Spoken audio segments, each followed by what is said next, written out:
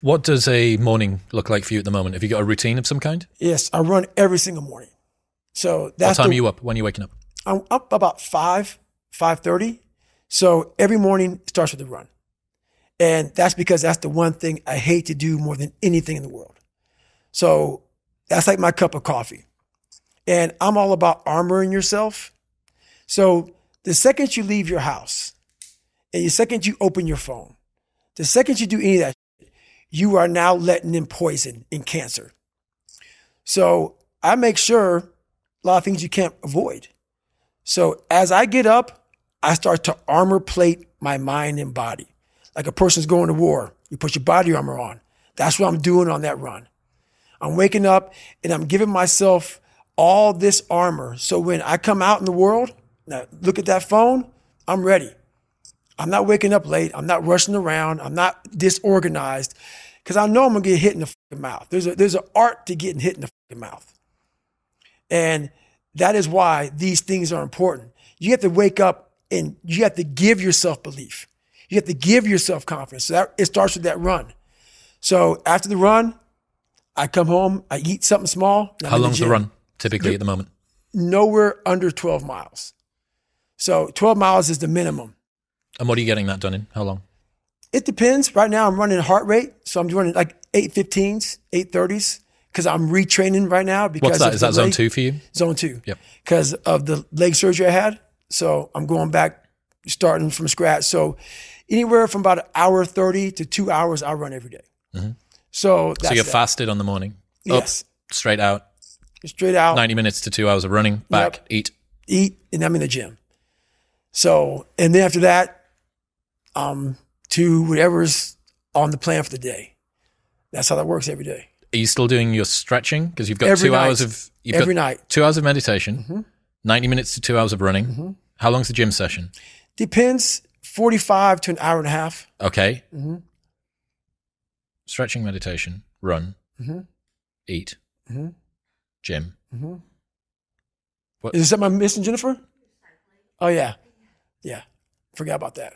You cycle as well? Yeah. How long are you cycling? It just depends. I do stationary bike right now a lot. Uh-huh. What are you using? Is it like a watt bike or something similar? Yeah, something similar. Yep. So I put my bike on a like trainer mm-hmm. and I cycle. Yep. At least 3 or 4 days a week I'll do that. So... that's your day. There is no room for anything else. Yeah, there is a lot of room. So there's 24 hours, and I use it all pretty well. How's your sleep? What's your sleep like? It's really good. Okay, it you is getting now 8 hours ish, something like that. 7-8 hours. Mm-hmm. Yeah. Well, you'd need to with this sort of volume. 7-8 hours. And you're still doing your stretching stuff every night. So you've got a 4-hour block basically of stretching and meditation. Well, no, that's all in one block. You combine the two, right? Yeah, that's all in one block. Cool. Yep. That's one hell of a day. It is, and it's been like that for 7 years. But going back to what you said before about needing to cap success, mm-hmm. you wouldn't be able to fit even 1/10 of that in. Exactly. If you were chasing down. Exactly. Yep. That's exactly it.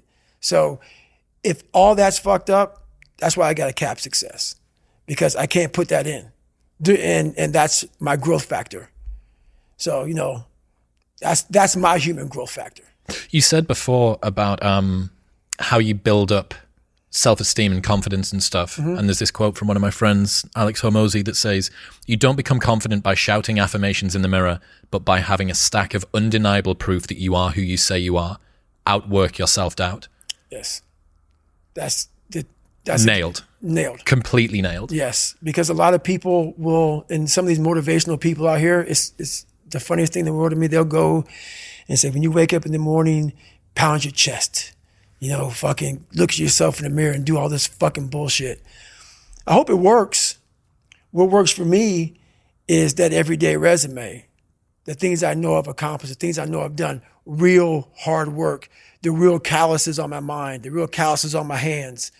That's it. You don't need to pound your chest in the mirror fucking anymore if you have that. It seems like, especially with confidence, right, or self-esteem, there's a relationship between confidence and competence. Mm-hmm. So what you're looking to do is try and have what you believe that you can do be ahead of what you can do. Right. Now, you're not looking for it to be delusional. You don't want it to be able to believe that you can do something like fly, right? But you need to have a relationship between the two. But what people are asking for is for their confidence to be so far ahead of their competence that, or without having even been competent at anything in the beginning. And that's just delusion. That's fantasy. Right. Well, I believe that you have to build belief. Belief is like, there's an after school special belief where the mom says, believe in yourself. And that's all great. But there's also a built belief. And the built belief is one where you are constantly, like for me, I came from a bad place. How I build belief is through the daunting tasks I put myself through. So that's proof positive that I can. So it correlates. And that's how this piece of shit kid I once thought I was built belief by saying, I was in 3 Hell Weeks. I went to Ranger School. I tried out for Delta Selection. Undeniable stack of proof. That is proof, motherfucker. So whenever you think you can't, the confidence comes from the thing that you built. You must build belief. You must build confidence. It can't be like, hey, I'm going to go knock that shit out. You got to look over here and say, I can knock that shit out. It's belief, and it's built on what you put in to yourself.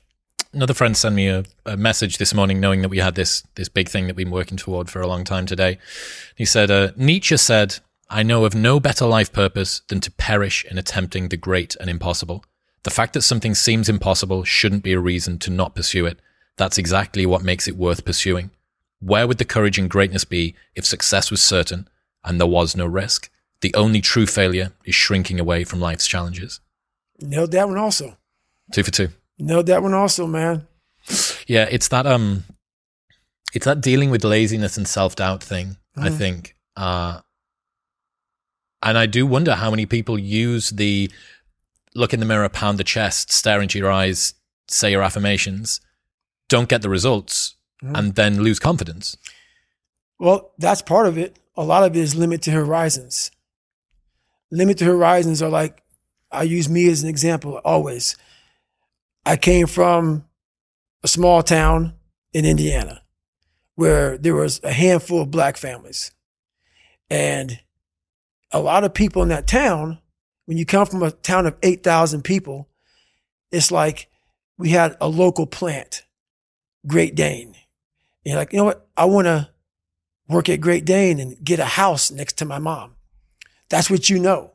So many of us come from these small places in our mind that we're not willing to think outside of only what we've seen.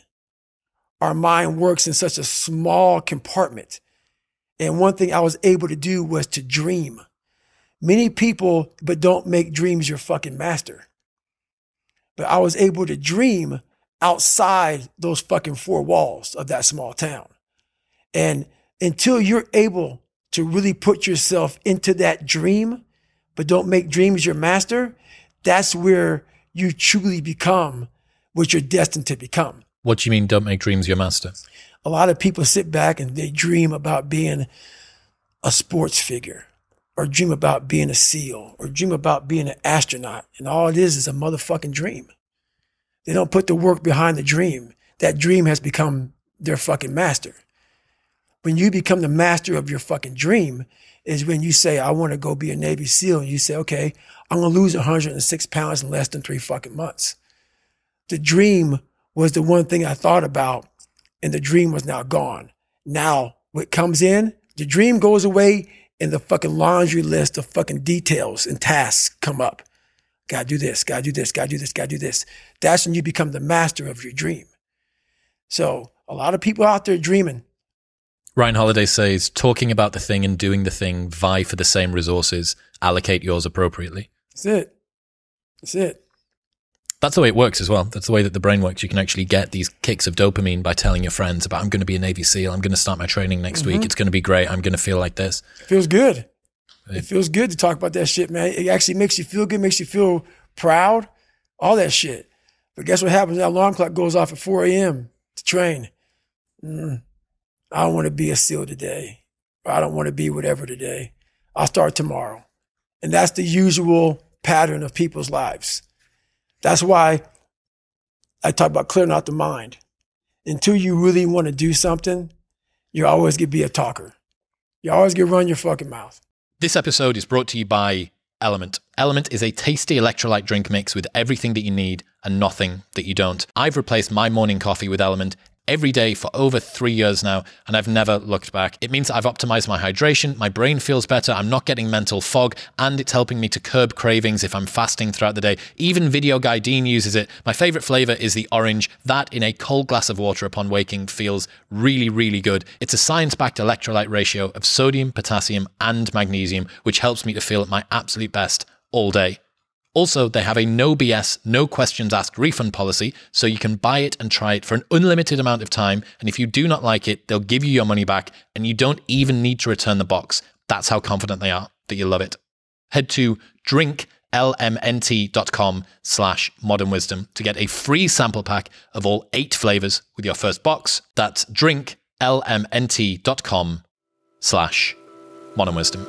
Thank you very much for tuning in. If you enjoyed that clip with Goggins, then press here for the full episode in all of its glory. And don't forget to subscribe.